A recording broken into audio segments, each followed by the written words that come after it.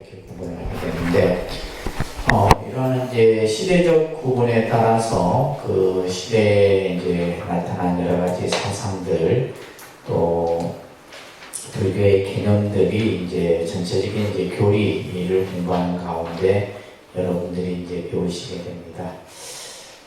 그래서 이제 보통 우리가 이제 초기 불교라는 용어가 보편적으로 이제 정리가 되어 있고요. 그래서 부처님 제3시부터 해서 부파불교가 일어나기 이전. 그래서 이제 부파불교는 결국 이제 부처님의 교설을 바탕으로 해서 여러 이제 파가 이제 나누어지게 되는데, 그래서 지난 시간에 이제 결집과 관련해서 그런 내용들을 살펴봤었고, 또 우리가 이제 이 불교가 인도에서 이제 출현을 하게 되는데, 당시 인도의 여러 가지 문명의 어떤 발달, 또 인도 문화 속에서 자리 잡고 있었던 힌두 문화라든지, 그죠? 그다음에 이제 힌두 문화의 이제 가장 대표적인 것이 이제 카스트 제도라고 하는 이런 부분들도 우리가 살펴봤었고, 그다음에 이제 인도의 사상, 고대 사상의 근본을 이루고 있는 것이 베다 문화라고 하는. 그래서 이제 이 베다 문화는 인도에서 그들이 이제 말하는 신에 대해서 제를 지내는, 또 신을 찬탄하고 관련된 그러한 문헌들을 사베다라고 해서 이제 가장 오래된 베다가 이제 리그베다라고 이렇게 있습니다. 그죠? 그 이외에 여러 가지 문헌들이 이제 인도 고대의 문화 속에서 나타나고 있고, 특히 이제 인도의 고대 사상, 철학 사상을 대표적으로 꼽는다면 우파니샤드 사상을 얘기를 합니다.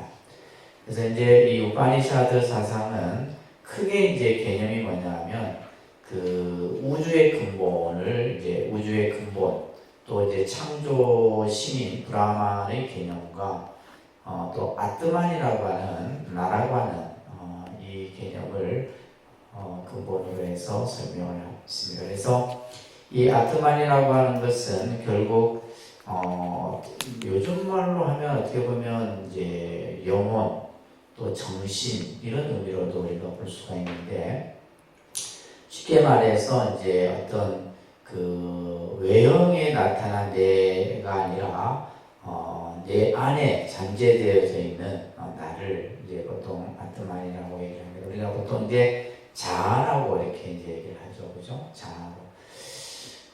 그런 이제 개념들이 이 우파니샤드 사상에서 설명되어지고 있고, 134쪽에 보시게 되면 이 브라만의 개념, 이 브라만은 이제 모든 어떤 내면의 물질과 정신 할 것 없이 가장 어떤 중심을 이루고 있는 것이 브라만 개념입니다. 그래서 이 브라만은 모든 존재에 갖춰진 갖춰진 어떤 힘으로 이렇게 볼 수 있게 됩니다. 그래서 우파니샤드에서는 이러한 범아 이려 개념, 그래서 브라만과 내가 둘이 아니다라고 하는 이런 개념들이 설명이 되어지죠. 자, 그래서 브라만을 만유의 본질의 측면에서 본다면 아트마는 개인 존재의 본질이다. 근데 이 두 가지가 서로 다른 것이 아니라 하나다라고 하는 개념이 우파니샤드 사상에서의 핵심이에요. 그래서 이제 이 우파니샤드의 철학에서 이제 그들이 마지막 궁극적으로 추구하는 것이 바로 해탈인데, 해탈이라는 용어를 보면 모크샤 이렇게 인도 범어로 표기됩니다. 그래서 이 그러니까 우파니샤드에서의 해탈의 개념을 잠깐 보면, 브라만과 아트만의 본질을 깨닫는 거죠. 예를 들면 브라만이 가지고 있는 그 근본, 또 아트만이 가지고 있는 그 내면적인 본질을 깨닫고, 이것이 이제 서로 둘이 아니다라고 하는 것을 이해하는 것이 바로 이제 이 우파니샤드에서의 중요한 개념입니다. 그러면서 이제 여기서 해탈이라고 하는 것은 단지 윤회를 벗어나는 것이 아니라 이것은 우주의 근원이고 최고의 원리를 탐구하는 시온이 된다, 이런 개념들이 인도 고대 사상 속에서 담겨 있어요. 자, 이런 것들을 보면서 여러분들이 이제 기억해야 될 것은 뭐 윤회 사상이라든지 법사상이라든지 또 해탈의 개념이라든지 이런 개념들은 이미 고대의 인도 사상 속에서 이제 이미 토대를 갖추고 있었던 거죠, 그죠?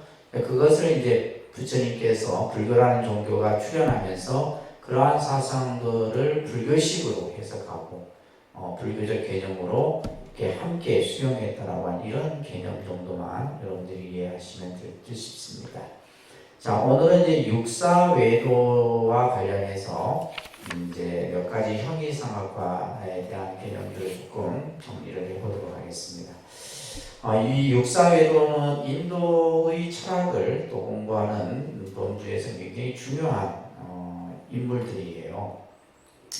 자, 교재를 잠깐 보시면 결국 이러한 어떤 사상이나 철학이나 문화나 이런 것들은 결국 경제의 변화에 따라서 나타나게 돼요. 그래서 이제 원래는 인도가 농경 문화에 이렇게 있다가 이제 상공업의 시대로 바뀌게 돼요. 그러면서 이제 여러 형상들이 나타나는데 당시 이제 상공업이 발달되면서 쉽게 말해서 무역을 한다거나 또 상업 활동을 통해서 이제 자산가 그룹이 형성이 되게 되는데 그들을 이제 거사라는 용어로 표현을 해요. 근데 실제 우리가 보통 이제 이 거사라는 말은 우리 한국 불교에서는 남자분들을 거사라 이렇게 호칭을 하게 되는데 이제 인도에서는 이제 이 거사라는 개념이 당시 이제 자산가의 그룹을 거사라 이렇게 호칭을 했고 그 중에서 이제 우두머리를 뭐라 불렀냐면 장자다 이렇게 불렀던 거예요. 그러니까 용어들이 이제 계속 시대에 따라서 변하는 거죠, 그죠? 변하는 거예요. 그래서 우리가 이제 보통 경전에서 보게 되면 이 장자라고 하는 여러분들이 이제 가장 대표적으로 알고 있는 인물이 바로 이제 극고독 장자. 다시 말해서 이제 기원정사를 건립해서 부처님께 바쳤던 그죠?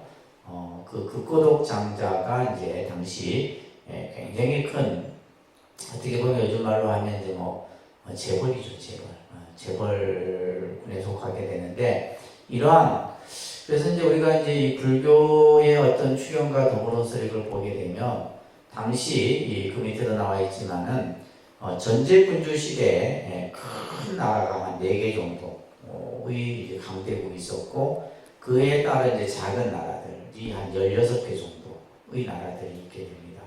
이것이 나중에는 이제 좀 시간이 지나서는 우리가 이제 그 아쇼카 왕이라는 왕이 이 전체를 다 통일하게 되는 거죠.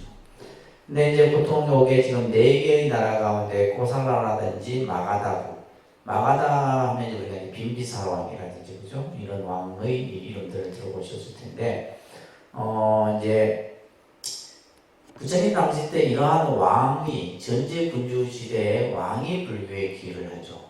왕이 부처님께 귀의를 하고 또 당시 이제 큰 돈을 이렇게 모았던 장자 내지 거사 그룹들이 불교에 귀의를 하게 돼요.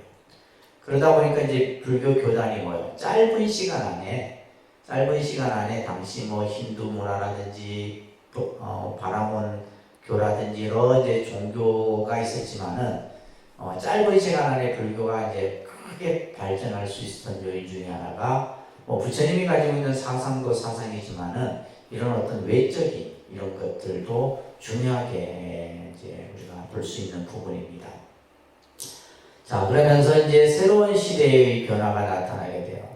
그래서 예전에는 브라마나라고 하는 그죠? 브라만교라든지 이런 어떤 이제 기존의 어떤 그 종교들, 신앙들이 이제 새로운 시대 변화에 적응을 하지 못하다 보니까 새로운 이제 사상들이 나타나게 되는데 대표적으로 여러분들 교재에 나와 있듯이 이제 유물론자, 이제 유물론자, 회의론자, 쾌락론자, 운명론자, 그러니까 이런 이제 자유 사상가들이라고 해요. 자기 나름대로의 어떤 학문적 개념을 바탕으로 해서 이제 그죠? 학풍을 따르는 또 어떤 사상을 따르는 이제 집단들이 형성이 되게 돼요.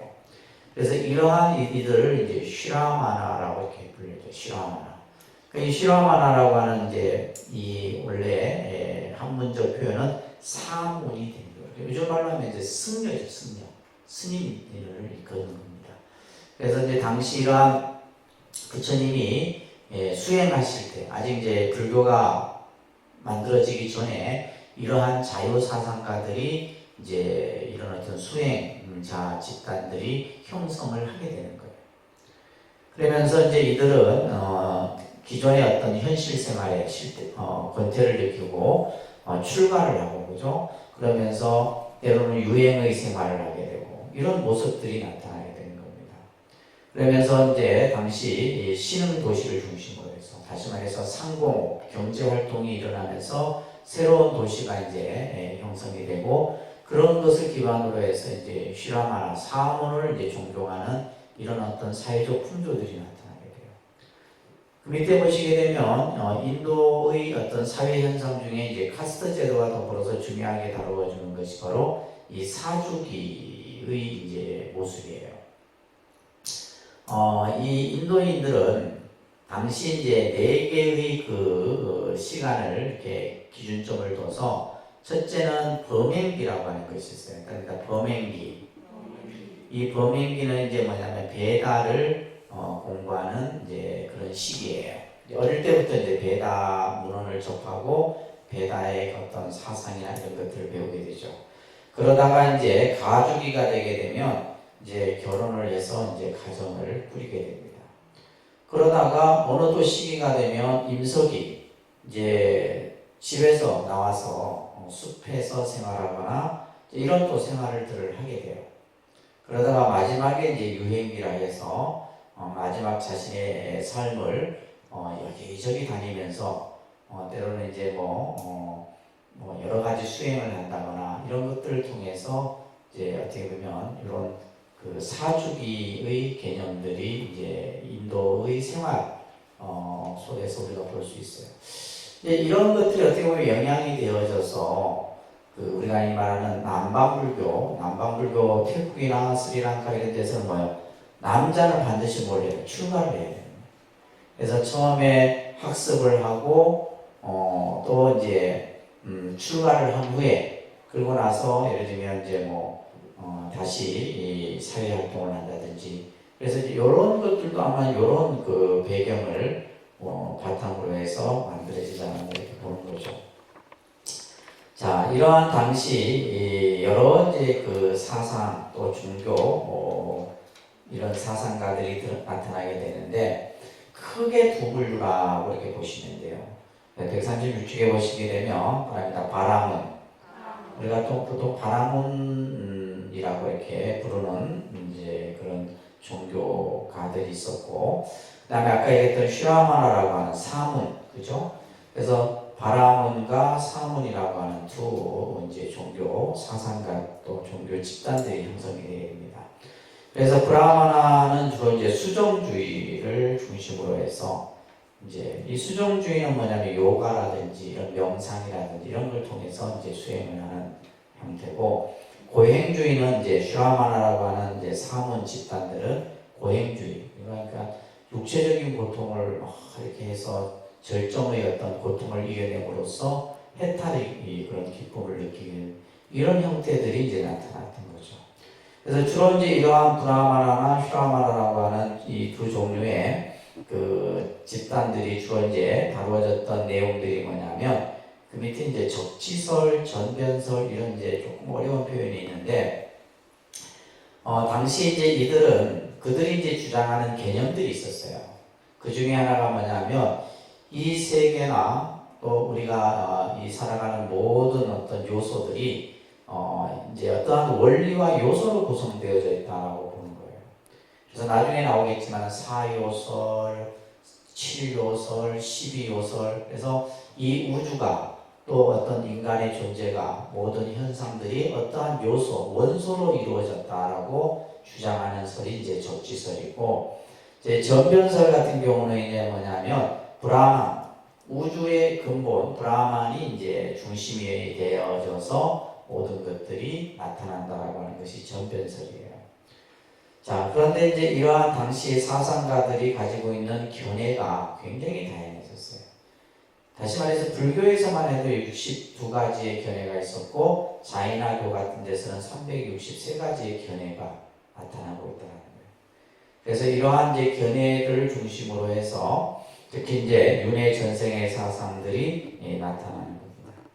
그래서 이제 오늘은 이러한 어떤 당시 부처님이 실제 이제 출가를 하셔서 출가를 했지만은 스승이 없었잖아요. 스승이 없었잖아요. 그래서 당시 부처님이 누구를 찾아가냐면 이 지금 6분을 다 찾아가서 그들에게 공부를 다 배웁니다. 자, 우리가 또 하나 볼 것은 부처님이 이제 왕자 시절에 이미 뭐요? 베다라든지 그죠? 이런 인도의 문헌들을 다도 공부를 하셨을 거예요. 또 요가 수행도 있었을 거고. 또 이런 이제 육사외도의 가르침을 그들에게 가서 이제 배우기도 하고. 근데 중요한 것은 당시 이 인도에서 이런 어떤 사상가들이나 또 종교에서 그들이 추구하는 목적이 뭐였냐면 생천설이었었어요. 이 생천설 개념이 중요합니다. 그러니까 생천설. 생천설이라는 말 그대로 뭐예요? 하늘에 태어나는 것이 있어요. 예를 들면 수행을 하는 목적도 하늘에 태어나는 거고 결국 그들이 궁극적인 목적은 하늘에 태어나는 것이었다. 마지막에 공부를 하고 수행을 해서 궁극에 그들이 이루고자 하는 것은 하늘에 태어나는 거였어요. 그런데 이제 불교는 뭐예요? 부처님은 출가하실 때 그런 얘기를 하셨잖아요. 나는 하늘에 태어나기를 원치 않는다. 그래서 불교의 목적은 하늘에 태어나는 것이 목적이 아니에요. 그러면 불교라는 종교가 가지고 있는 근본 목적은 뭐예요? 현실의 괴로움을 그죠? 해결하는 데 있다는 거예요. 이게 다른 겁니다. 아주. 그래서 기존에 이제 인도에서 이런 여러 사상들이 그들 나름대로 예를 들면 이제 이런 걸 보면서 이것을 틀렸다, 잘못됐다 이렇게 보는 것이 아니라 당시 이러한 사상들이 인도 사회 문화에 깊이 뿌리를 내리고 있었다는 거예요. 자, 대표적인 한번 인물들을 조금 보겠습니다. 이거는 이제 공부를 좀 더 여러분들이 깊이 하시게 되면 굉장히 중요한 내용들입니다. 자, 따라합니다. 아지따 깨사깜발라. 아지따 깨사깜발라라고 하는 이제 보통 우리가 외도라는 말은 불교가 아닌 가르침을 외도라고 합니다. 외도라는 용어는 그러니까 불교에서는 사탄이다, 이교도다 이런 표현을 안 쓰고 불교의 가르침이 아닌 그 사상이나 이들을 이제 외도라고 이렇게 표현을 합니다. 그래서 육사 외도 이렇게 표현하는 거예요. 자, 이 아지타케사 깜발라는 사요소설을 얘기해요. 사요소. 이 사요소가 뭐냐면 지수하풍입니다. 그러니까 지수하풍. 그래서 이 지수하풍 사요소만이 이것은 실제하는 것이다. 이렇게 강조를 했던 거예요. 그래서 인간이 죽으면, 그죠? 이 인간을 구성하고 있는 물질이 4가지인데 그것이 바로 지수화풍이에요. 그래서 죽으면 어떻게 된다? 이 지수화풍이 본래대로 다 흩어져 버린다. 그리고 나서는 이제 이 아지타케사 깜발라는 뭘 주장했냐면 그리고 나면 끝이다. 이거를 이제 단멸론이라고 합니다. 그러니까 단멸론. 우리 이제 일반 지금도 보면 그죠? 죽고 나면 끝이야. 이렇게 생각하는 사람들 많잖아요. 무슨 전생이 있고 예를 들면 사후에 어떤 세계가 있는 그런 건 없다. 그러니까 이렇게 주장하는 사람들을 뭐라 그래요? 단멸론자가 하는 거예요. 그러니까 당시 인도에서도 이 아지타케사 깜발라는 바로 그러한 단멸론을 주장했던 거예요. 그래서 신체 위의 사후에도 독립하여 존재하는 영혼도 없다. 영혼이라는 것도 없다. 그러니까 이제 예를 들면 우리가 죽고 나면 그냥 끝이다. 이렇게 보는 거죠.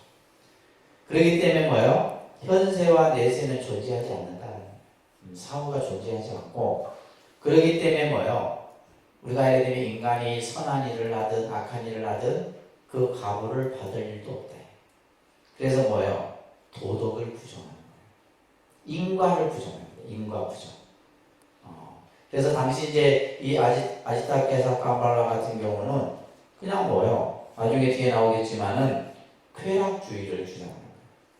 그냥 뭐 죽고 나면 끝인데 그냥 우리가 현실에서 그냥 하고 싶은 대로 다 하고 살자. 그거예요. 이 쾌락주의입니다. 아시겠죠? 그래서 이제 이러한 그 인과응보에 대해서 부정을 하게 되고 또 이 세상을 그냥 한 생으로 끝나는 거예요.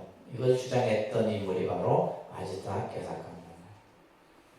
그래서 이들을 뭐라 하냐면 순세파라 얘기합니다. 세상에 종속되는 사람들이다. 이렇게 해서 이제 이 순세파라고 부릅니다. 이들을. 자, 그 다음에 두 번째 사람입니다. 산자야. 벨라티푸타. 이 산자야라는 인물은 우리가 조금 눈여겨봐야 되는 인물인데, 여러분들 부처님 제자 중에 사리불과 목걸련, 그렇죠? 이 두 제자가 있는데 원래는 이 두 제자가 산자야의 제자였어요. 이 산자야의 문화에서 이렇게 이제 또 그 예를 들면 이제 산자야가 있지만은 그 밑에 이제 또 사리불과 목걸련은 자신들이 거느리고 있던 제자들이 또 있었어요. 100명이란 제자들이 이렇게 또 따르는 제자들이 있었는데 그들이 다 이제 부처님께 귀의를 하게 되죠. 그러니까 이 산자야는 뭘 주장하냐면 불가지론이라고 하는 것을 주장합니다. 그러니까 불가지론. 불가지론이라는 말은 뭐냐면 이 산자야는 늘 뭐냐면 어떤 주장이나 이론이 할 수 없는 얘기를 하는 거예요. 애매모호한 개념들을 이렇게 이제 가열을 하는 거죠. 자, 이런 겁니다. 누군가가 내세와 선악의 업이 존재하느냐 이렇게 물으면 이렇게 대답을 하죠. 만약 내가 있다고 생각하면 있다고 대답하겠는데 나도 있다고도 없다고도 있을지도 없을지도 이렇게도 저렇게도 그죠? 아무렇게도 나는 생각하지 않는다. 뭐 이런 아주 뭐 정말 우리가 말하는 정말 마치 여기 이제 뒤에 나오지만은 그 질문에 대해서 뭐야 미꾸라지처럼 요리조리 빠져나가는 이런 이제 개념을 가진 인물이 바로 산자야였었어요. 그러면서 이제 이것을 인도 철학에서는 회의론이라고도 얘기를 합니다. 따라합니다. 회의론. 그래서 이 회의론이라고 하는 것은 뭐냐면 어떤 세계가 있느냐 없느냐, 선과 악의 업보에 대한 개념, 또 인간 사후의 존재에 대한 개념에 대해서 그 답을 뭐 하는 거예요? 회피하는 거예요. 그것에 대해서 답을 회피하고 때로는 판단 중지적 입장을 취하는 분이 바로 이 산자야 벨라디푸타였어요. 그래서 이제 불가지론이라고도 얘기를 합니다. 회의론자라고도 얘기를 해요. 자, 세 번째 인물 볼까요? 마칼리 코살라라고 하는 인물입니다. 일단 마칼리 코살라. 마칼리 코살라는 아지비카라고 하는 교를 숭배했었는데, 특히 이제 이 마칼리 코살라는 고행주의자예요. 고행주의자. 굉장히 나름대로 이제 육체적으로, 정신적으로 엄격한, 남들이 하기 힘든 그러한 이제 수행을 했던 인물인데, 그래서 이제 경전에서 보면 이들을 사명외도다라고 이렇게 이제 표현하기도 합니다. 사명외도라는 말이 나와요. 그러면서 이제 이 마칼리 코살라는 모든 생명에는 그 요소가 12가지 요소로 이루어져 있다. 그래서 아까 4요소설을 주장하기도 했지만은 이 지금 마칼리 코살라는 12가지 요소설을 얘기를 합니다. 그러면서 이런 것들은 뭐예요? 영혼은 물체와 같아서 모든 동물이든 식물이든 모든 것에 영혼은 존재한다. 이렇게 봤다고요. 그러면서 이제 어떤 살아있는 자가 윤회의 생활을 계속하고 있는 것은 뭐냐? 이것은 무인무연이고 또한 해탈이라고 하는 것도 무인무연이다. 자, 모든 것은 뭐냐면 하늘에 의해서 결정된다. 이렇게 또 보는 거예요. 이 지금 마칼리 코살라는. 그렇기 때문에 이제 우리가 할 수 있는, 우리가 결정할 수 있는 건 없다. 이렇게 보는 거죠. 그러니까 지금의 이제 우리가 말하는 기독교적인 이런 어떤 그 신중심의 사고 개념이라고 보면 돼요. 그래서 우리가 이제 윤회의 전생 계속 태어나고 죽고 태어나고 죽고 하다 보면 윤회가 끝나고 해탈이 날이 올 것이다 이렇게 생각합니다. 그러면서 인간은 자신의 현재와 미래에 대해서 어떠한 책임도 질 것이 없다 이렇게 주장했던 인물이 바로 마칼리 코살레예요. 자, 그래서 지금 이제 이 육사외도는 뭐냐면 왜 이걸 여러분들이 설명하냐면 불교가 부처님이 출현하기 이전에 이미 뭐예요? 인도사에는 많은 그런 어떤 힌두 문화, 바라문교 이런 자유 사상가 그죠? 뭐 수행 승려들을 비롯해서 많은 이들이 이미 있었다는 거죠. 그런 가운데 이제 부처님이 출현하신 거예요. 자, 뿌라나카샤파 같은 경우는 뿌라나카샤파 이제 부처님과 같은 시대의 인물인데 노예의 아들이었다라고 합니다. 이 뿌라나카샤파는 이것도 이제 인과응보라는 것은 없다. 이렇게 인과응보를 부정합니다. 인과응보를 부정하고 심지어는 뭐요? 뭐 사람을 죽이거나 동물을 죽이거나 어떤 행위를 하더라도 뭐요? 그에 대한 각오가 없다. 이렇게 주장을 했던 인물이에요. 그래서 이제 도덕을 부정하고 인과를 부정하는 그러한 이제 주장을 했던 인물이 불안하다죠. 그러니까 요즘에 이제 우리도 보면 이게 이제 우리나라도 보면 여러분들이 이제 실질적으로 어떤 사상을 이렇게 내세워서 어떤 종교 그죠 집단을 이루고 이런 경우들이 굉장히 많습니다.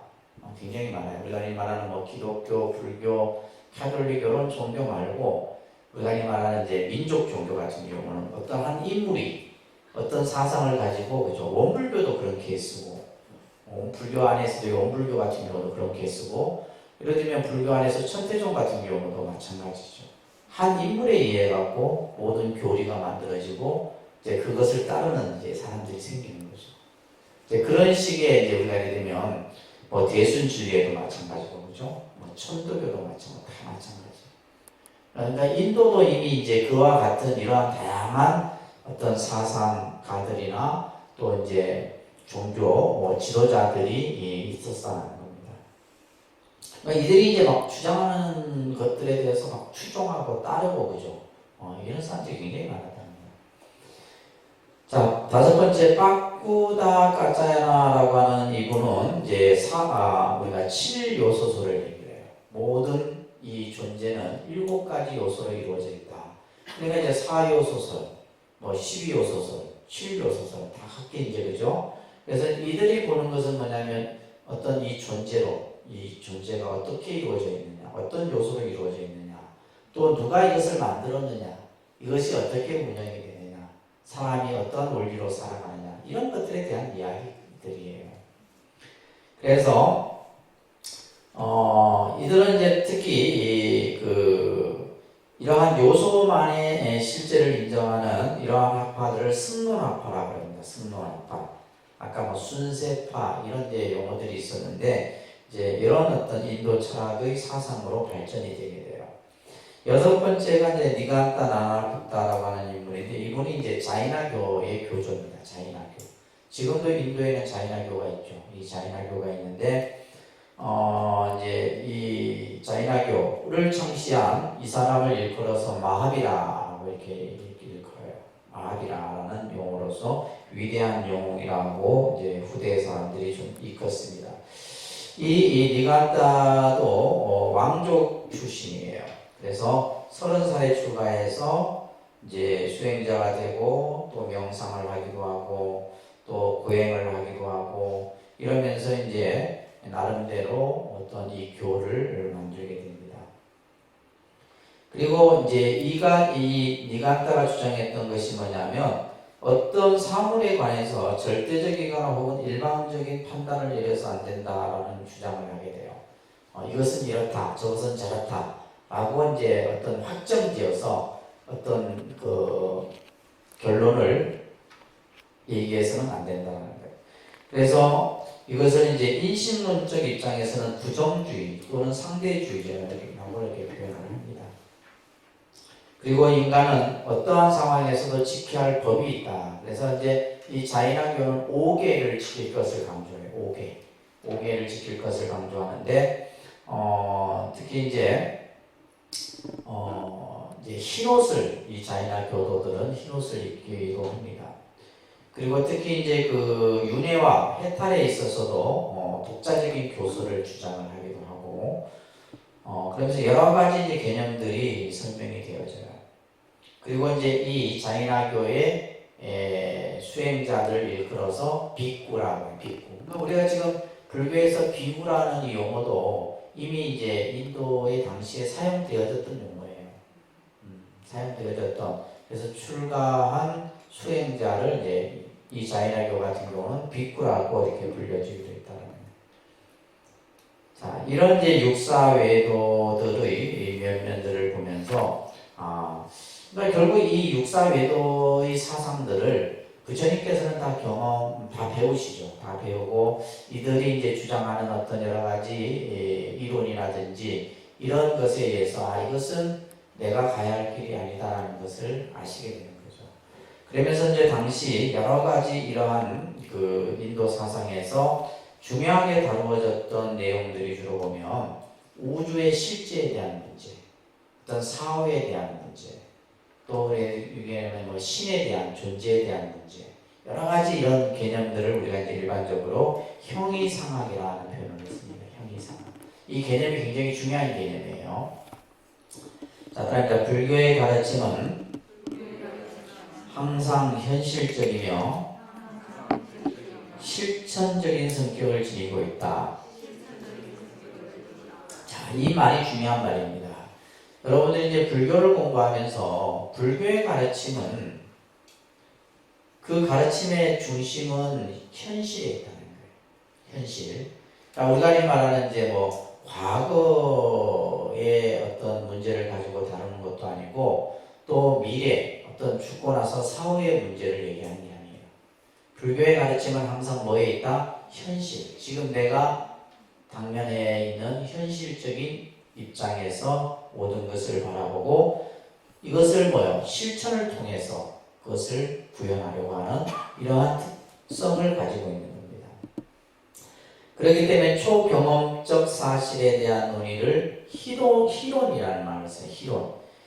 그러니까 쉽게 말해서 이제 있느냐 없느냐 맞느냐 틀리느냐 이런 걸 갖고 이제 막 하는 담론들을 희론이라고 그래요. 옳다 그러다 이런 이제 우리가 하잖아요. 사람들마다 자기 견해에 따라서 옳다 그러다.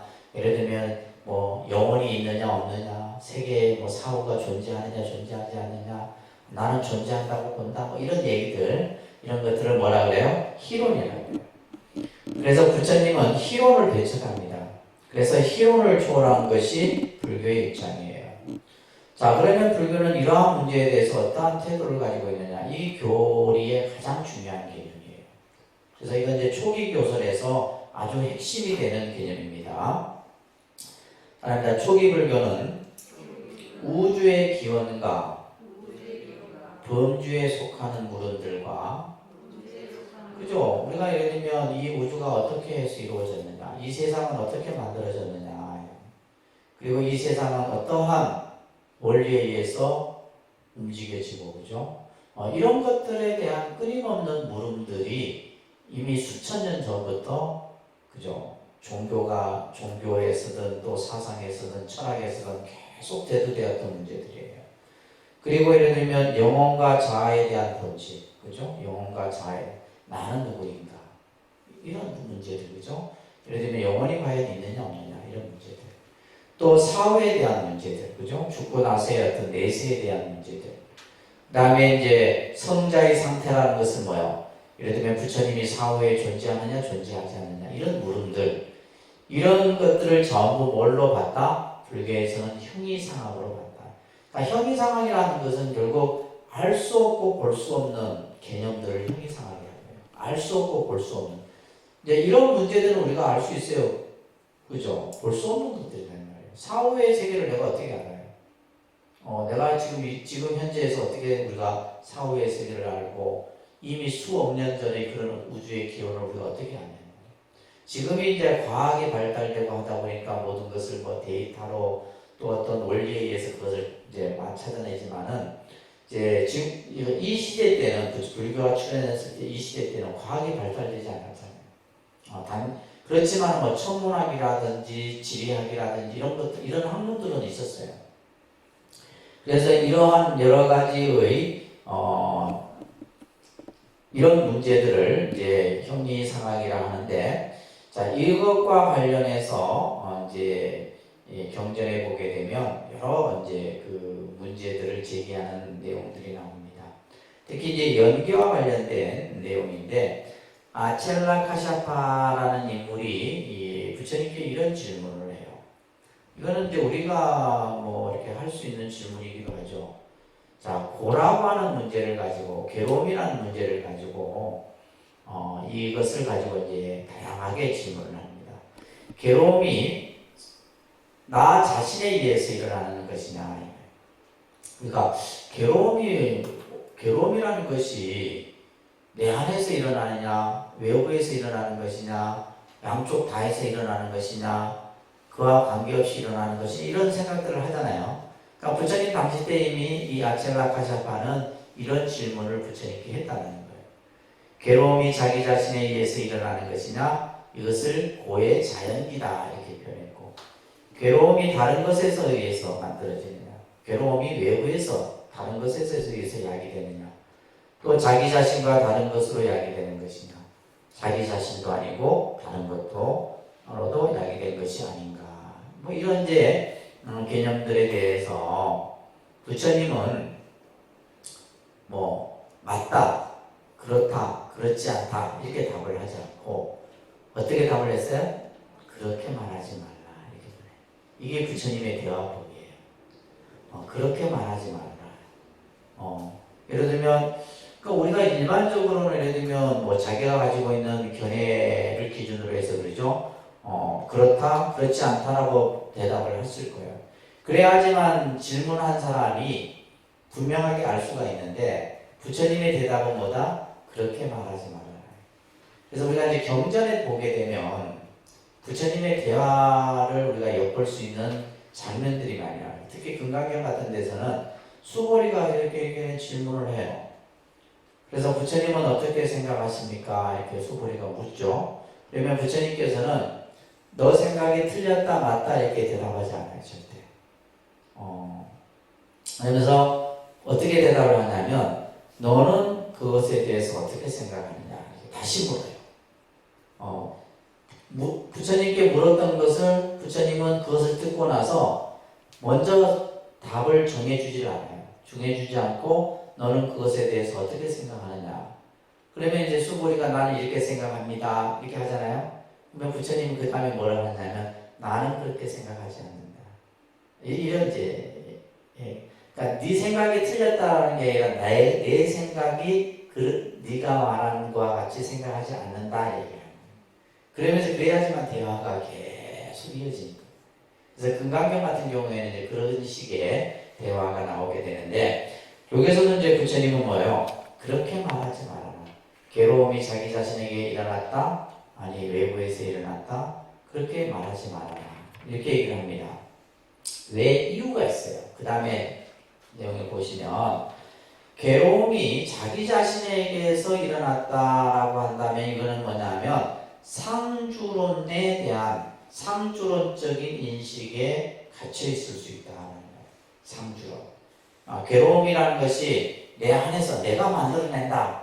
그렇게 생각하지도 말아라. 이거는 이제 그렇게 생각하게 되면 상주론이라는 것은 항상 괴로움이 그러면 나한테 있구나 이렇게 생각하는 거예요.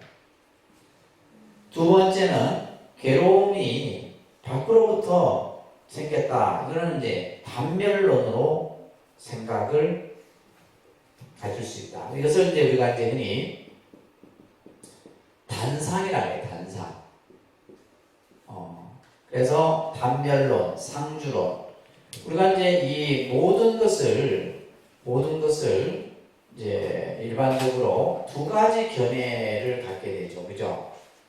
나중에 이제 우리가 이제 중도라는 사상을 공부하게 되면, 용수보살이 팔불중도라는 개념을 나중에 여러분들 2학기 때 공부를 하시게 되는데, 보면 이제 단상, 예를 들면 유무, 그죠?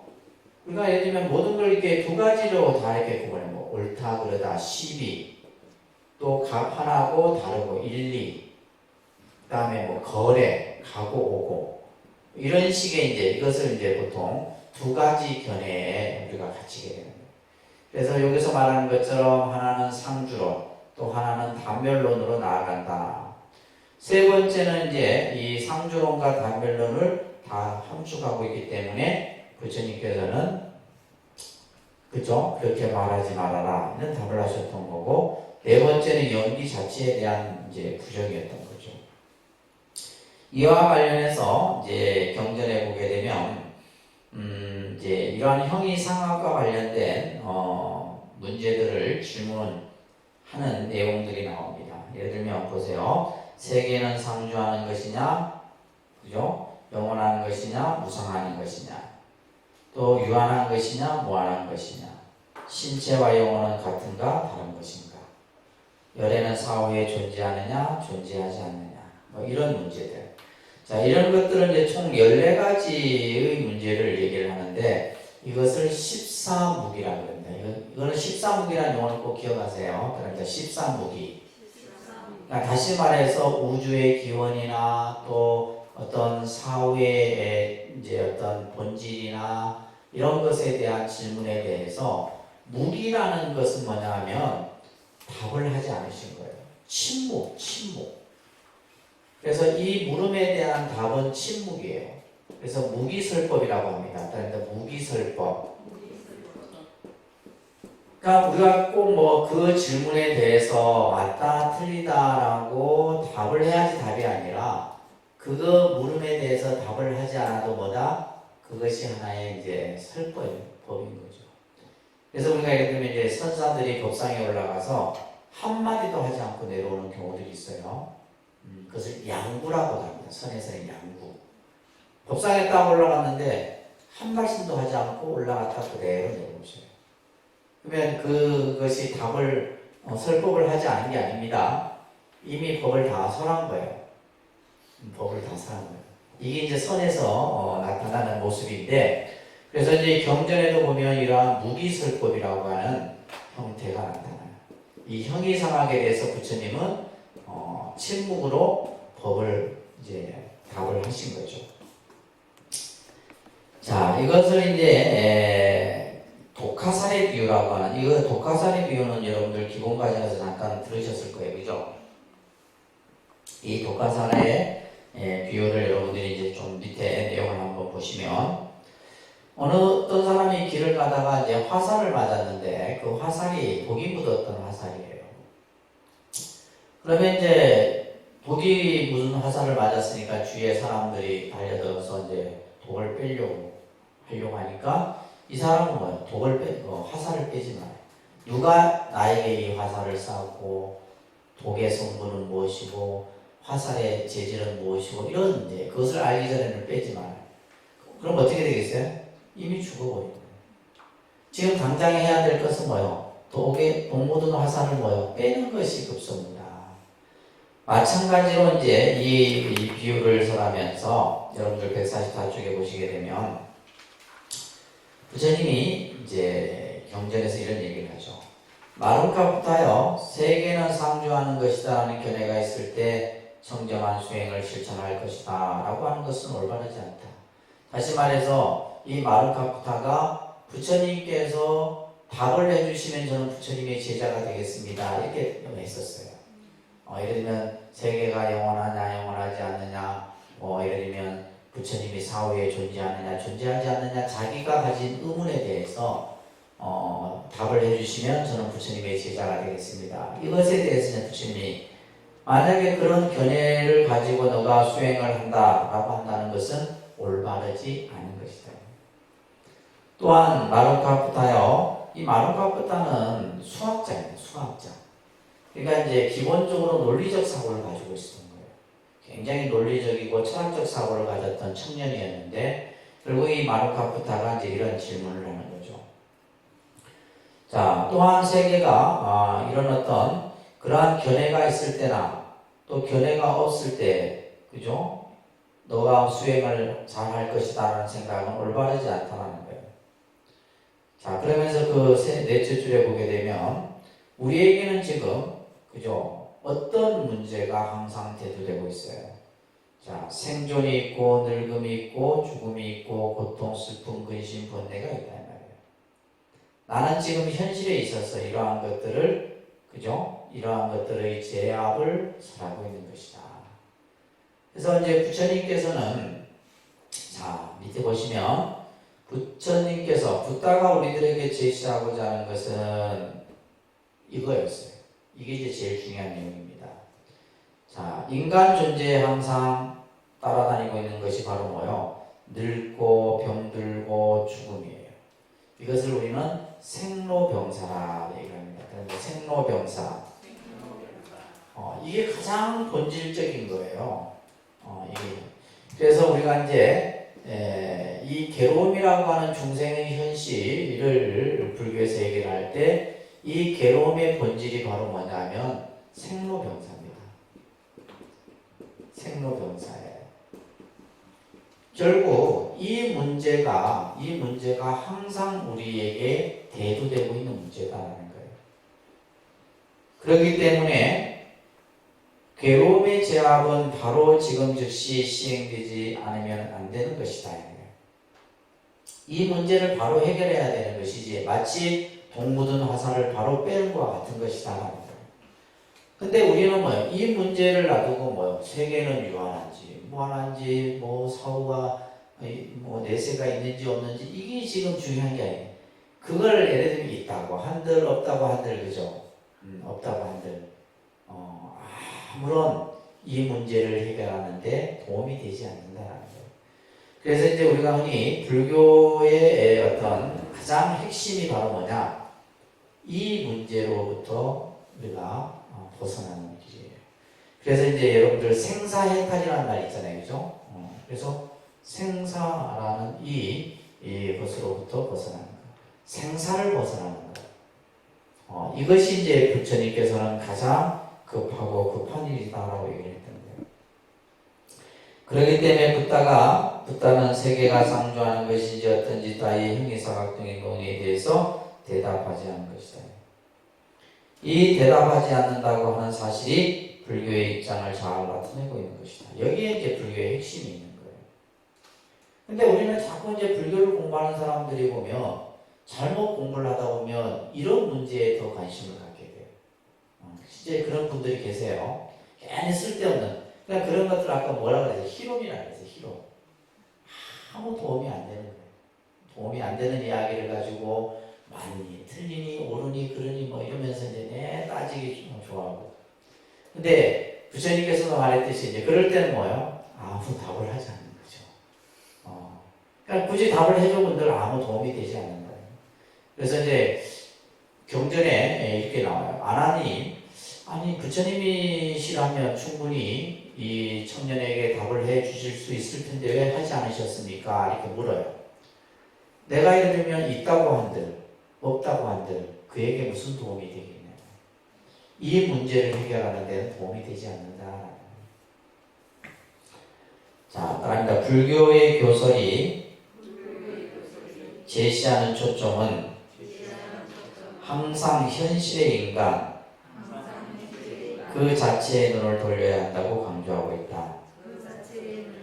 그래서 불교 교설의 가장 핵심은 뭐냐면 현실의 문제에 항상 그 초점의 중심이 있다는 거예요. 전생도 아니고 내세도 아닙니다.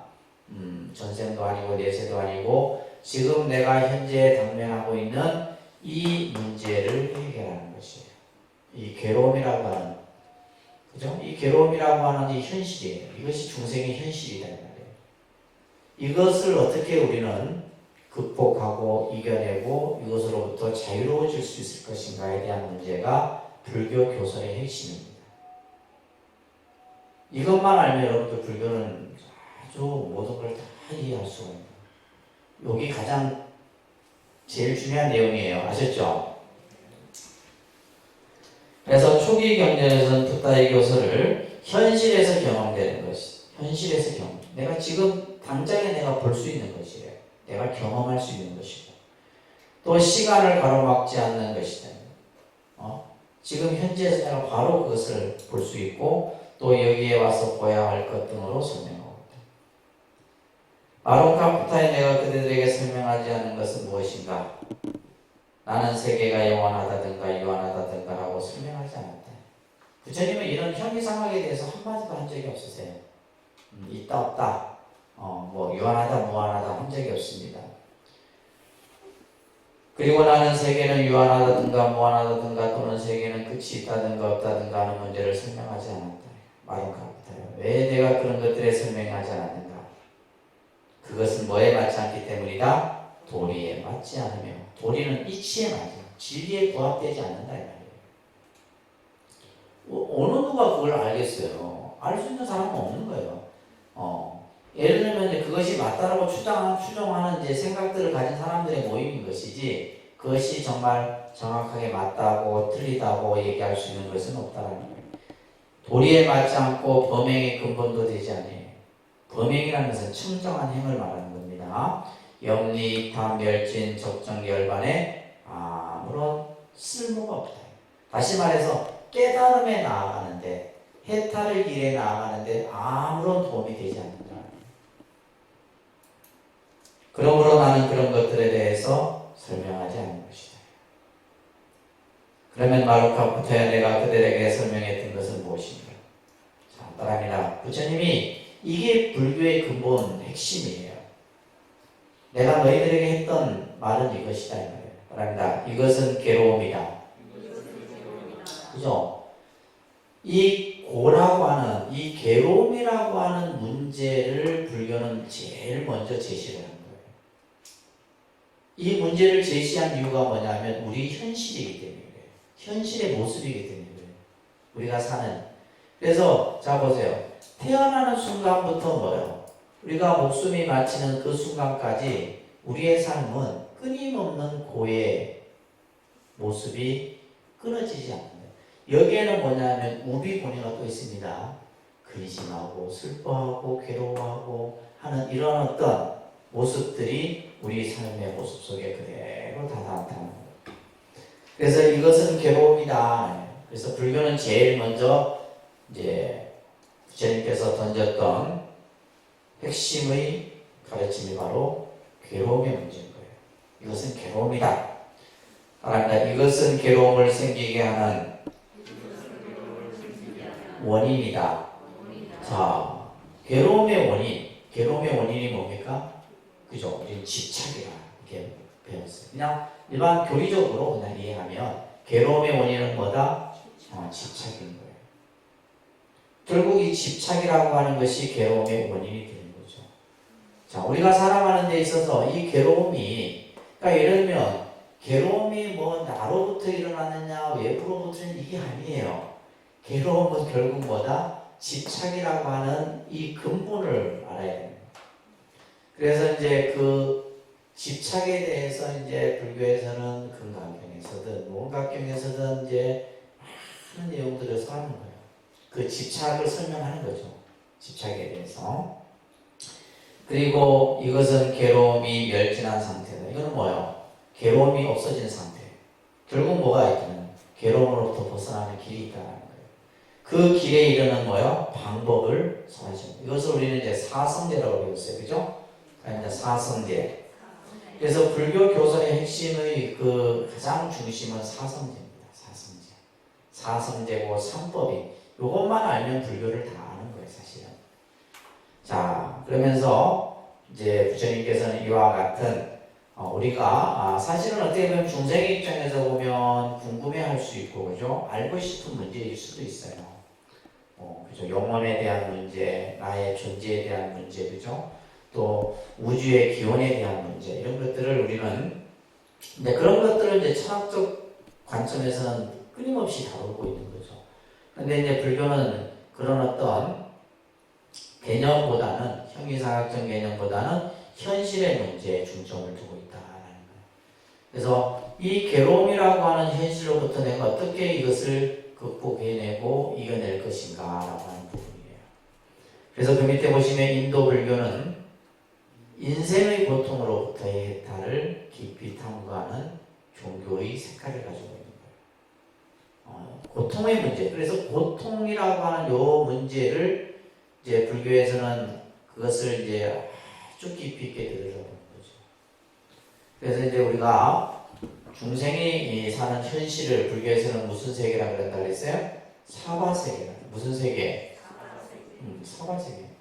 사바세계라는 말과 또 다른 이제 법화경에서는 중생이 사는 세계를 마치 불타는 집과 같다. 화택이다. 이런 표현을 써요. 화택. 불타는 집이다. 이 사바세계라는 말은 뭐예요? 우리가 사는 이 세계는 고통이 너무나 치성하기 때문에 참아야 돼. 참아야만 살 수 있는 세계다. 그래서 이제 이 고통으로부터 벗어나는 것을 이제 불교에서는 얘기를 하고 있는 겁니다. 자, 사람은 현실 세계에서 생활하고 있으며 언제나 객관 세계와 조화롭지 않은 직접적이고도 밀접한 관계를 갖고 있다. 그래서 불교에서는 현실 세계를 화택과 고해로 비유를 하는 거죠. 그죠? 자, 이것으로부터 이제 벗어나는 것. 그래서 이제 불교라는 종교가 지향하는 목적이 바로 이고등락이라는 말이 있다고 했어요. 근데 이고등락. 괴로움으로부터 영원한 행복을 이루는 것. 이게 불교가 지향하는 가장 목적이에요. 나중에 이제 뭐 성불하고 뭐 얘기는 그 뒤에 나오는 얘기고, 그러니까 우리가 이제 부처님의 근본 교설의 핵심은 이고등락이다. 그래서 이제 한편으로는 보면 이제 지금 이게도 잠깐 언급하고 있지만은. 우리가 사는 이 세계를 불교는 너무 뭐요? 고통만으로 이렇게 너무 이렇게 드러내고 있지 않은가라고 이렇게 보는 시각도 있어요. 좋은 점도 있고 하는데 왜 전부 막 그냥 우리 중생이 사는 세계를 그냥 불타는 집에 비유하고 그죠? 괴로움의 바다에 비유를 하고 또 뭐 그냥 이렇게 참아야만 살 수 있는 세계로 이렇게 비유하느냐라고 할 수 있지만은. 그래서 어떻게 보면 이제 현실 세계의 진실성까지 부정하기까지도 한다. 이런 목적을 근거하여 불교는 이론적으로 세계에 대해서 여러 방면, 여러 차원으로 설명하고 있습니다. 그래서 이 지금 우리가 지금 공부하고 있는 5원, 12처, 18개, 6군, 6경, 60 이것이 이제 불교 교설에서 이렇게 기본 과정에서도 한번 익혔던 건데. 그래서 앞에 숫자가 나오죠. 그죠? 5원 할 때 다 5, 12처 할 때 12, 18개 할 때 18, 삼법인, 사성제 이런 법수라고 해요. 법수. 그래서 이 법수의 개념을 이해하기가 이제 교리 공부하는 입장에서 조금 어려울 수 있습니다. 근데 이제 어려운 것은 결국 이것은 뭐냐면 이제 이런 어떤 그 중생이 사는 현실 세계, 또 중생이 가지고 있는 어떤 인식의 여러 가지 모습들, 이런 것들을 이제 분석하는 차원에서 나타나는 거죠. 그래서 세계는 어디에서 생겨났느냐, 어떻게 구성되어졌느냐, 또 세계의 만상의 본질은 어떻게 분석할 수 있느냐, 현상의 본질은 어떻게 설명해야 되느냐, 또 현상과 본체는 어떤 관계인가, 마음과 만물은 어떤 관계이고, 자, 이런 등의 문제를, 이것을 이제 과학적인 측면에서 볼 때, 불교에서의 어떤 천문, 지리, 지질, 생물, 원자, 이런 쪽으로 이렇게 이제 얘기를 하는 거죠. 그래서 이제 불교가 때로는 이제 가장 과학적인 종교다라고 얘기했죠. 그죠? 누가 얘기했다고 그랬어요? 아인슈타인이 얘기했어요. 아인슈타인이 세계 종교 가운데 가장 과학적인 종교는 불교다라고 해요. 그것은 뭐냐면 불교 교설 안에 이런 다양한 문제들에 대해서 접근 방법, 그것을 분석하고 분류하고 그것을 설명해 나가는 내용들이 굉장히 깊습니다. 그것이 이제 나중에 부파불교 시대 때 이런 것들이 좀 더 체계화돼요.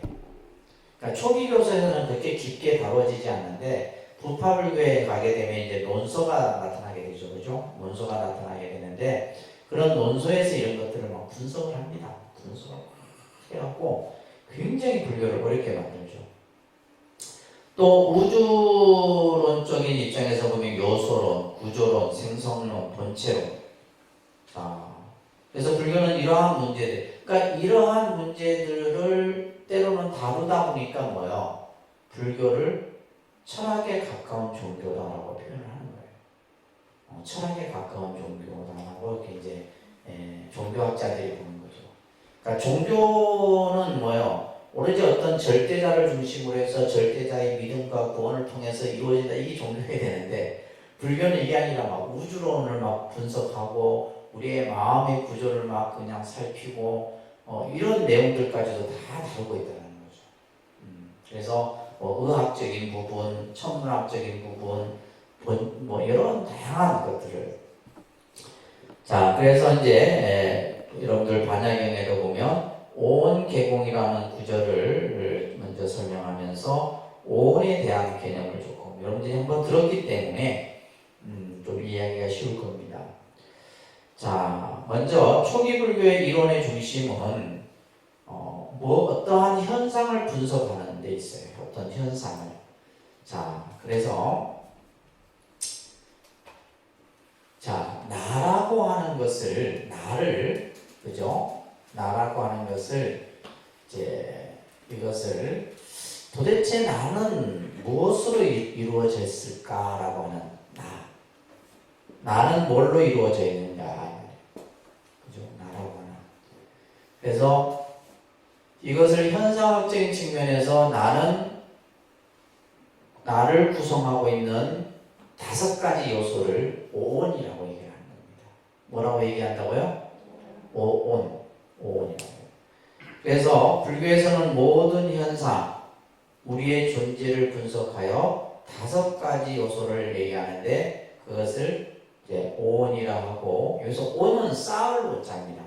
쌓을 온자인데 그래서 5가지 요소가 모여졌다, 집합되어졌다 이런 뜻을 가지고 있어요.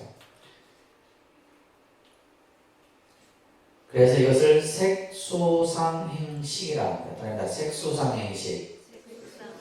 이제 지금쯤이면 외워지셨죠, 그죠? 색수상행식. 나를 구성하는 5가지의 요소를 얘기합니다.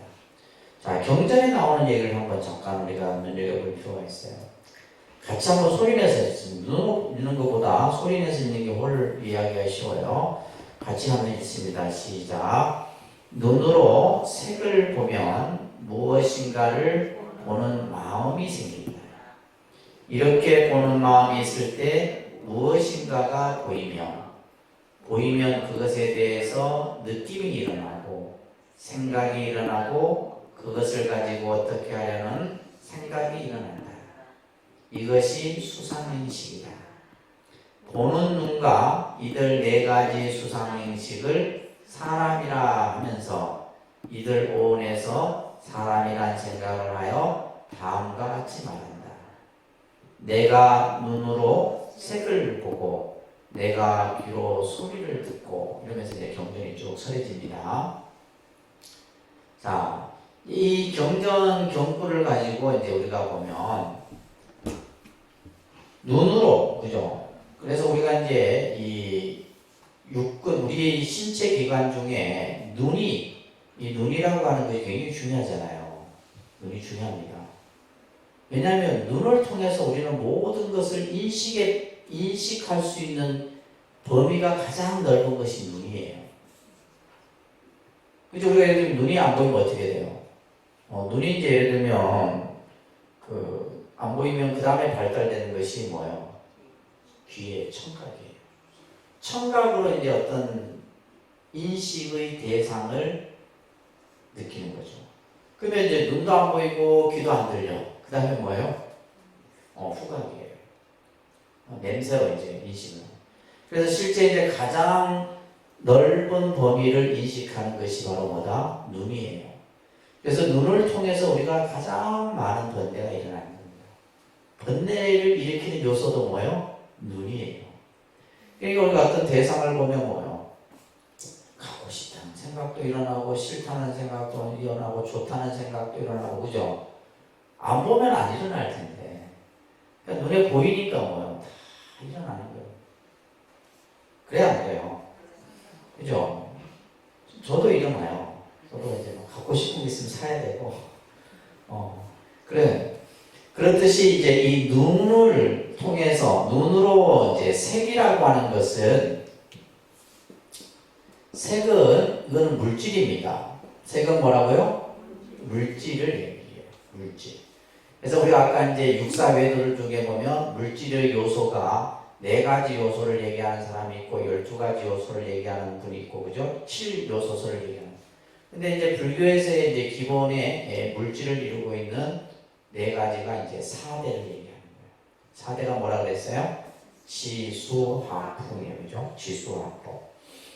그래서 자 먼저 그 다음 페이지 잠깐 보시면 색이란 물질적 감각적인 존재로서 이제 우리의 몸을 색이라는 거예요. 지금 내가 눈에 보이는 이 나무가 뭐예요? 색이에요. 마이크가 색이고 눈에 보이는 모든 것들이 전부 뭐예요? 색이에요. 색. 그래서 그것을 색이라고 표현합니다. 그래서 세고는 일체 4대급 4대 조색이다. 일체가 이 색은 뭐야? 4대로 이루어져 있다는 거예요. 그래서 지수화풍이라고 하는 4가지의 요소로 설명을 합니다. 그래서 4대 조색은 4대로 만들어진 색이라는 뜻이다. 그래서 색은 이해되셨죠? 자, 눈으로 어떤 색을 보면 자, 그 무엇인가를 보는 뭐가 생긴다? 마음이 생기는데 그것을 안식이라는 거예요. 내가 눈으로 책을 보는데 책을 보는 순간 뭐예요? 내가 이 책을 봤을 때 여기에 보여지는 책이 예를 들면 검은 표지고 좀 이렇게 가죽으로 되어 있고 이런 이제 의식이 이제 안식인 거예요. 자, 이렇게 보는 마음이 있을 때 무엇인가가 보이며 그것에 대해서 뭐가요? 자, 수가 뭐야? 수. 이 수는 느낌입니다. 수는 뭐라고요? 느낌. 이것을 감수라고 해요. 자, 수라는 한번 내용을 잠깐 보면 수는 감각 혹은 감수 작용의 뜻을 가지고 있다. 외부의 자극에 의해서 어떤 감각이나 지각, 인상 등을 받아들이는 것을 말해요. 다시 말해서 이제 3가지의 느낌이 일어나는데 좋다, 싫다, 그저 그렇다. 느낌이 이제 일어나요. 그러니까 눈으로 어떤 내가 대상을 봤을 때 그 다음에 이제 나타나는 것이 수죠. 수. 그래서 느낌이 일어나고 그 다음에 뭐가 일어나요? 생각이 일어난다. 이 생각이 상이에요. 자, 상을 한번 볼까요? 상이란 표상작용이다. 상은 무슨 작용? 이것은 느껴서 받아들이는 것을 내 마음속으로 떠올리는 거예요. 느껴서 받아들이는 것을 내 생각 속에서 떠올려. 그러니까 내가 예를 들면 어떤 물질 대상을 보게 되면 그 대상을 인식하고 나서 그것에 대해서 좋고 싫고 이런 어떤 느낌이 일어나면서 그에 대한 뭐가 떠올라? 상이 떠오르는 거예요. 이게 상이에요. 그것을 표상화하고 개념화하는 것을 말하는데 이것이 이성활동의 개념활동이다. 예를 들면 대상에 대해서 푸르고 누르고 길고 짧고 이런 어떤 여러 가지의 이제 이러한 명언 개념들이 형성하는데 이것을 뭐라 한다? 상이라 한다. 그러니까 우리가 모양상자의 마음심, 마음이 심자가 같이 붙여져서 이것을 이제 내 쉽게 말해서 이미지예요. 이미지를 떠올리는 것이 상이에요. 그러니까 지금 이제 이러한 이제 하나하나의 다시 말해서 나를 구성하고 있는 5가지 요소를 이렇게 이제 분석하고 설명을 하고 있잖아요. 그러니까 얼마나 이런 것들이 이제 여러분들 입장에서 어려운 거죠. 근데 이걸 또 모르면 나중에 우리가 반야신경을 이해하기도 어렵고 다 어려운 거예요. 그래서 사물의 대상은 외계의 사물만이 아니라 뭐도 포함된다? 기억의 내용도 포함된다. 기억, 내 머릿속에 있는. 그래서 우리가 예를 들면 이제 잠을 자면서 꿈을 꾸는 것도 어떤 하나에 보면 이게 상의 작용인 거예요. 이미지화돼서 어떤 이제 생각들이 일어나는 거예요. 상이라고 하는 거예요. 그 다음에 이제 보시게 되면 이제 행. 행은 이제 의지작용으로서 이것은 사라는 의미를 가지고 있는데 의지작용이에요. 다시 말해서 그죠? 내가 어떤 물건을 보고 좋다 싫다 이거는 뭐야 어떤 이미지도 그리고 하면서 나중에 뭐예요? 이것을 내가 사야 되겠다라는 뭐예요? 의지가 일어나는 거예요. 이게 이제 뭐예요? 행위인 거예요. 내가 사야 되겠다. 나 다음에 저걸 해야 되겠다. 그러니까 우리들이 생각하는 이제 정신적인 이런 영역에서의 그런 어떤 이제 단계들이 설명되어지는 거예요. 그래서 대상에 대해서 스스로 의지로서 적극적으로 작용을 해요. 잠재적인 형성을 가리키는 이것을 조작이라고도 하고 심리활동이라고도 하고 이것을 의지활동이라고도 해요. 내가 이렇게 해야 되겠다. 예를 들면 내가 내 스스로 그죠? 내가 예를 들면 그 일으킨 생각을 멈추기도 하고 그것을 더 끌고 가기도 하고 이런 것들이 전부 뭐예요? 행의 작용이에요. 자, 그리고 마지막에 식이에요. 식. 귀준하라고 해서 분별을 뜻하는 단어로서 따라합니다. 대상에 대해서 분별해서 알아내는 것을 식이라 한다. 이것은 인식 혹은 판단 작용으로서 어떠한 대상, 물질을 구별하고 인식하는 작용을 식이라고 해요. 이제 식의 개념이 굉장히 중요합니다. 우리가 예를 들면 결국 이제 우리가 이 어떤 컵이라고 하는 이 지금 물질을 우리는 이것을 어떻게 인식해요? 그죠? 이거는 컵이라고 우리는 배웠기 때문에 이런 형태를 보면 컵이다라고 인식을 하는 거예요. 그러니까 우리가 예를 들면 처음 보는 내가 생전 처음 배워본 적도 없고 본 적도 없는 그런 어떤 물질을 가지고 우리가 뭐라고 이름 붙이지 못하잖아요. 이름을 붙일 수가 없는 거예요. 근데 우리는 모든 것에 대해서 뭘 다 붙여놨다? 이름을 다 붙여놨잖아요. 이름을 다 붙여놓은 거예요. 그래서 금강경에서도 뭐뭐는 뭐뭐가 아니라 그 이름이 뭐뭐이다. 전부 이름을 다 붙여놓은 것이지 본래 실체는 아니에요. 이거는 컵이라고 이름을 붙여놓은 것이 컵이 본래 이름이 아니다. 이런 이제 단계까지 여러분들이 이제 공부를 해 나가셔야 되는 거예요. 그래서 이 식은 마음의 작용 전체를 통각을 하는 작용도 가지고 있고 마음 그 자체를 식이라고 해요. 근데 이것이 나중에 이제 좀 더 가면 전5식, 제6의식, 제7, 제8 아레아식 이런 식으로 또 식을 또 이제 공부를 하게 돼요. 식이 이제 또 구분이 되는 겁니다. 여기서는 이제 전체적으로 그냥 식의 근해서 인식작용이다라고 정도만 이해를 하시면 됩니다. 자, 그래서 수상행식은 이거는 뭐예요? 정신적인 작용이에요. 수상행식은 무슨 작용? 정신, 우리의 정신을 얘기하는 거예요. 그러니까 우리가 보통 이제 마음이라 하지만은 그 마음은 뭐예요? 느끼고, 이미지, 그 다음에 의지, 인식 이것을 전부 통틀어서 마음이라는 거예요. 마음.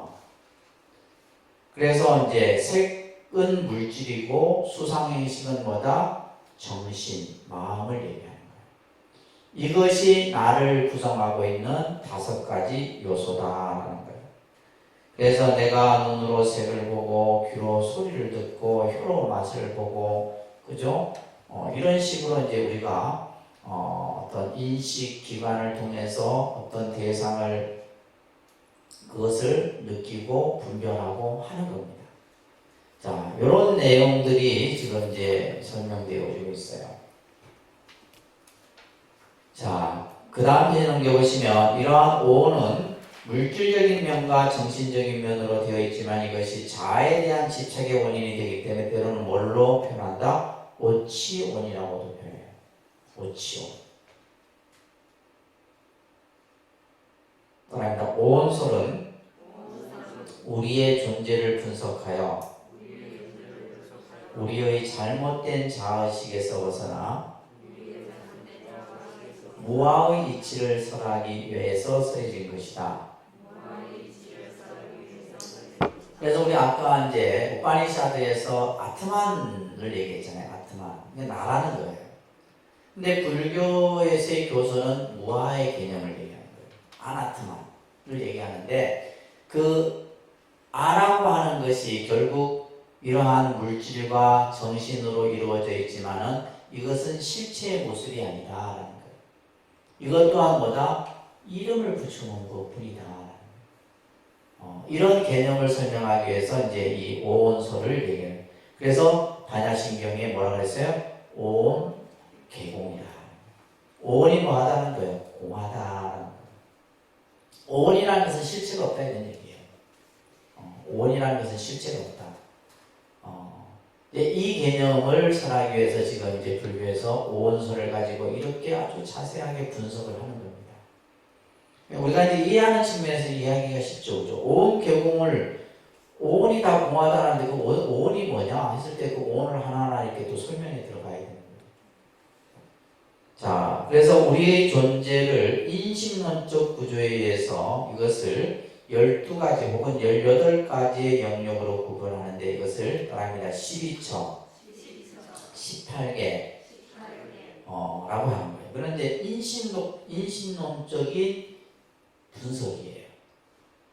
우리가 예를 들면 보고 듣고 느끼고 하는 이런 것들이 그냥 이루어지는 게 아니에요. 우리가 예를 들면 눈으로 어떤 대상을 보고 그것에 대해서 좋고 싫고 예를 들면 갖고 싶고 이런 등등등등 여러 가지의 의식들이 일어나는 것이 그냥 일어나는 것이 아니다. 아주 정확한 뭐예요? 원리에 의해서 나타나는 거예요. 그래서 12처는 따라합니다. 12처는 처라고 하는 것은 장소를 말하는 거예요. 고처자, 장소를 얘기하는데 12가지 장소예요. 그래서 이것은 일체의 존재 현상을 성립시키고 있는 12가지 의지처를 말하는데, 자, 여기에는 내 육처인 육근, 따라합니다. 육근, 육경. 그래서 내 안으로, 그러니까 내부적인 6장소의 육근과 외부적인 6장소의 육경을 설명하는 거예요. 그래서 육근과 육경을 하나하나 이제 전부 대응시켜서 12가지가 되는 거예요. 그래서 처라고 하는 뜻은 만나는 곳, 작용을 일으킨다라는 뜻으로 가지고 있어요. 따라 이제 육근이 육경을 만나서 육식을 일으킨다. 이게 핵심이에요. 육근이 육경을 만나서 육식. 그것을 이제 우리가 이제 대학에서 공부할 때는 이제 뭐라 공부하냐면 근경식 이렇게 배우는 거예요. 육근, 육경, 육식 이렇게. 그러니까 육근과 육경 하면 12초고 60까지 하게 되면 뭐예요? 18개가 되는 거예요. 한 100번 들으면 이제 이해가 됩니다. 그죠? 그래서 이제 먼저 이제 육근을 우리가 이제 한번 육근 따라합니다. 안이비설신에 내가 가지고 있는 건데 뭐 어려운 거 하나도 없죠. 내가 가지고 있는 6가지인데 그죠? 6가지를 육근 따라합니다. 안이비설신의 이렇게 자꾸 하셔야 돼요. 자꾸 이렇게 따라하다 보면 그냥 자연스럽게 외워집니다. 눈, 귀, 코, 혀, 몸, 그죠? 이것을 이제 근자를 붙이는 거예요. 안근, 이근, 비근 이렇게 붙이는 겁니다. 원래 따라합니다. 안이비설신의 육경은 육경 이거는 이제 뭐냐면 색성향 미초법이에요. 따라합니다. 색성향 미초법. 이렇게 외우면 돼요. 저도 처음부터 이렇게 외웠겠어. 자꾸 하다 보니까 외워지는 것이요. 따라합니다. 색성향 미초법. 그죠? 색성향. 근데 여기에는 이제 색경, 경자를 붙이면 되는 거예요. 성경, 향경, 경자를 붙이면 되는 거예요. 그 다음에 육식이죠. 그죠? 육식.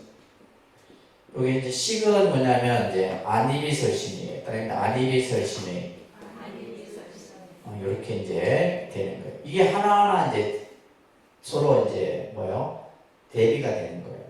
대조가 돼요. 이거는 이제 식을 붙이는 거예요. 안식, 이식, 비식, 그죠? 이런 이제 식을 붙이는 거예요.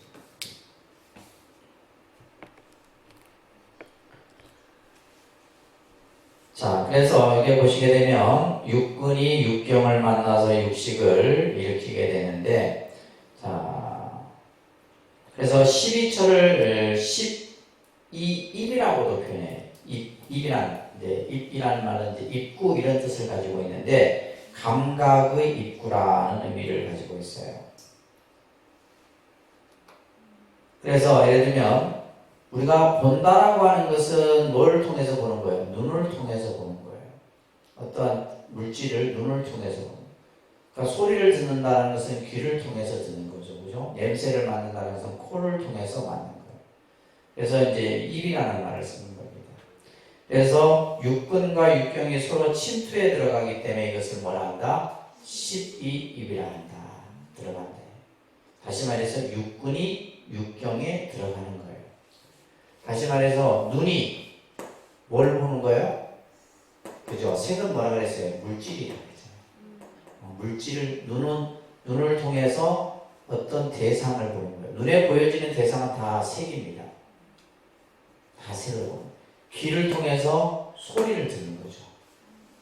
코를 통해서 냄새를 맡는 거죠. 혀를 통해서 그죠? 맛을 느끼는 거죠. 이런 식으로 이제 이 육군을 통해서 육경을 들어가는 것을 12입, 12처 이렇게 표현합니다. 그래서 12처는 사람의 인식 활동에 의해서 착안된 것으로서 앞의 오근, 그래서 이것을 우리는 이제 보통 시각, 청각, 후각, 미각, 촉각이라고 하는 오감을 얘기하는 거죠. 5가지 감각, 그죠? 그리고 마지막 의근은 심장을 뜻하는데 실질적으로 이것은 뇌에 해당되는 개념으로 의근을 얘기를 하는 거예요. 읽어보면 굉장히 과학적이잖아요. 굉장히 과학적, 논리적이고. 그래서 우리가 이제 단순히 어떤 그 사람이 어떤 인식을 하고 대상을 분별하고 하는 것들이 이런 과정을 통해서 다 설명되죠. 불교에서 의근의 주요 기능이 기억과 추리의 기능을 가지고 있다고 얘기를 합니다. 다시 말해서 육근은 단순한 신체의 기관만을 의미하는 것이 아니라 지각활동 내지 인지활동을 의미하며 감각기관과 사유기관을 나타내기도 한다. 그래서 육경은 인식대상이에요. 인식대상. 이 경이라는 것은 우리가 어떤 인식기관이고 인식대상이 되는 거예요. 인식대상입니다. 육경은. 그래서 세계에서 초기에 이르는 오경은 오간의 대상이고 마지막 그죠? 법처는 사유의 대상이 되는 거예요. 그래서 불교에서의 오근은 5가지 감각기관에 해당되는 것인데 그러나 엄격하게 말하면 그것은 오간에 분포되어 있는 특정한 성질을 가진 요소다라고 해요. 예를 들면 안근은 안구를 말하는 것이 아니라 안구에 분포되어 있는 볼 수 있는 능력을 가진 요소예요. 쉽게 말해서 우리가 안근이라 했을 때 이 눈은 뭐예요? 눈 안에 눈을 통해서 그 안에는 뭐예요? 각막도 있고 시신경도 있고 그죠? 여러 가지 세포가 이루어졌을 거예요. 이걸 전체 뭐라 그래요? 안근이라는 거예요. 눈 자체만을 가지고 안근이라는 것이 아니라 눈으로 볼 수 있는 모든 구조까지를 안근이라는 거예요. 예를 들면 이제 코로 우리가 냄새를 맡는 거죠. 코를 가지고 비근이라는 것이 아니라 냄새를 맡을 수 있는 그 기능까지도 다 포함하는 거예요. 그 얘기를 하고 있는 겁니다. 아셨죠? 다 마찬가지예요. 그래서 이 12처를 통해서 이제 18개를 분석하게 되는데 이것을 이제 육식을 덧붙여서 이제 육근, 육격, 육식을 합해서 뭐라 한다? 12처라고 해요. 12처. 18개라는 거죠. 그죠?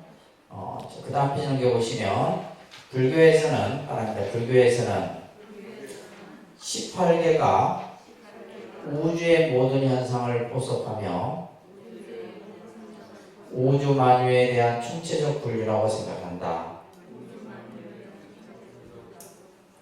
자, 이것은 결국 사람의 인식을 중심에 놓고 그 사람이 인식 능력을 일으키는 육군, 인식 대상인 육경. 그래서 육군과 육경이 서로 접촉해서, 그죠? 모든 것을 만들어내는 기본 요소가 된다라고 보는 것이 바로 12처 18개의 개념이에요. 그래서 사람들 육근, 육경, 육식.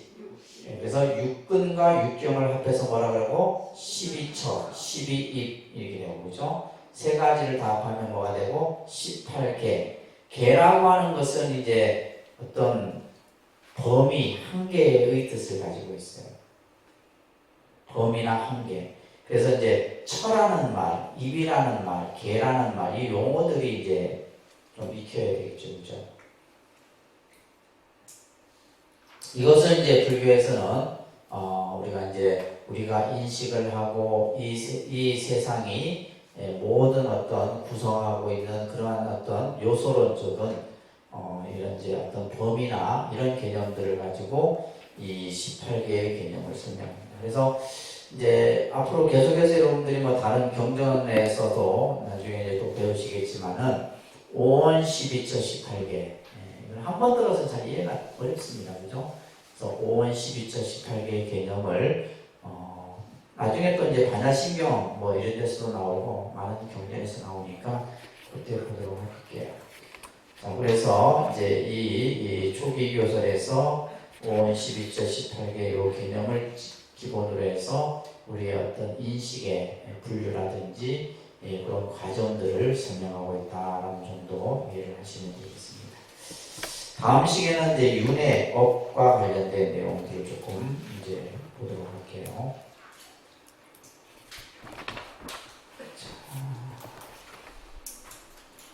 덕성화, 오경화, 덕진 거사님, 예인행, 수경화, 연화성, 불이화, 진해월, 수선화, 여성화, 덕현 거사님, 노거사님, 여실화, 은행심, 보강월, 수고들 하셨습니다.